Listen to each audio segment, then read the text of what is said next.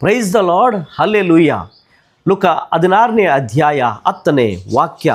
ಸಣ್ಣ ವಿಷಯಗಳಲ್ಲಿ ಪ್ರಾಮಾಣಿಕನಾಗಿ ನಡೆದುಕೊಳ್ಳುವವನು ದೊಡ್ಡ ವಿಷಯಗಳಲ್ಲೂ ಪ್ರಾಮಾಣಿಕನಾಗಿ ನಡೆದುಕೊಳ್ಳುತ್ತಾನೆ. ಸಣ್ಣ ವಿಷಯಗಳಲ್ಲಿ ದ್ರೋಹ ಮಾಡುವವನು ದೊಡ್ಡ ವಿಷಯಗಳಲ್ಲೂ ದ್ರೋಹ ಮಾಡುತ್ತಾನೆ. ಯೇಸು ಕ್ರಿಸ್ತರಲ್ಲಿ ನನ್ನ ಆತ್ಮೀಯ ಸಹೋದರ ಮತ್ತು ಸಹೋದರರೇ, ದೇವರಾದ ಸರ್ವೇಶ್ವರ ಏದೇನ್ ಉದ್ಯಾನವನವನ್ನು ಮಾಡಿ ಅದರಲ್ಲಿ ಆದಾಮ ಅವಳನ್ನು ಇರಿಸಿ, ನೀವು ಈ ತೋಟದಲ್ಲಿರುವ ಎಲ್ಲ ಮರದಣ್ಣಗಳನ್ನು ಯಥೇಚ್ಛವಾಗಿ ತಿನ್ನಿ, ಆದರೆ ಒಳಿತು ಕೆಡುಕುಗಳ ಅರಿವನ್ನು ಹುಟ್ಟಿಸುವ ಮರದಣ್ಣನ್ನು ಮಾತ್ರ ತಿನ್ನಬಾರದು, ತಿಂದೆ ಆದರೆ ಅಂದೇ ಸತ್ತು ಹೋಗುವೆ ಎಂದು ವಿಧಿಸಿದರು. ಆದರೆ ಅವಳು ಸೈತಾನನ ಕುತಂತ್ರಕ್ಕೆ ಒಳಗಾಗಿ, ಈ ಮರದ ಹಣ್ಣು ಊಟಕ್ಕೆ ಎಷ್ಟು ಚೆನ್ನಾಗಿದೆ, ನೋಟಕ್ಕೆ ಎಷ್ಟು ರಮಣೀಯವಾಗಿದೆ, ಜ್ಞಾನಾರ್ಜನೆಗೆ ಎಷ್ಟು ಆಕರ್ಷಣೀಯವಾಗಿದೆ ಎಂದು ತಿಳಿದು ಅದನ್ನು ತೆಗೆದುಕೊಂಡು ತಿಂದಳು. ಸಂಗಡವಿದ್ದ ಗಂಡನಿಗೂ ಕೊಟ್ಟಳು.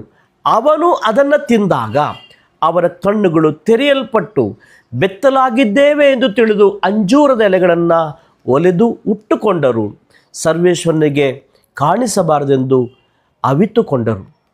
ಆತ್ಮೀಯರೇ, ನಮ್ಮ ಕ್ರಿಸ್ತ ವಿಶ್ವಾಸದ ಬದುಕಿನಲ್ಲಿ ಈ ಲೋಕದಲ್ಲಿ ಹೇಗೆ ಜೀವಿಸಬೇಕು, ಹೇಗೆ ಜೀವಿಸಬಾರದು ಎಂಬ ಅರಿವಿದ್ದು ಲೌಕಿಕವಾದ ವ್ಯಾಮೋಹಗಳಿಗೆ ಒಳಗಾಗಿ ವಿಶ್ವಾಸದ ಜೀವನವನ್ನು ಅಲ್ಲಗಳೆದು ಜೀವಿಸುವಾಗ ದೇವರ ಸತ್ಸಂಬಂಧವನ್ನು, ದೈವಿಕತೆಯನ್ನು, ಪರಿಶುದ್ಧತೆಯನ್ನು, ವಿಶ್ವಾಸವನ್ನು ಕಳೆದುಕೊಂಡಾಗ ಆದಾಮ ಅವ್ವಳಂತೆ ನಾವು ಬೆತ್ತಲಾಗುತ್ತೇವೆ.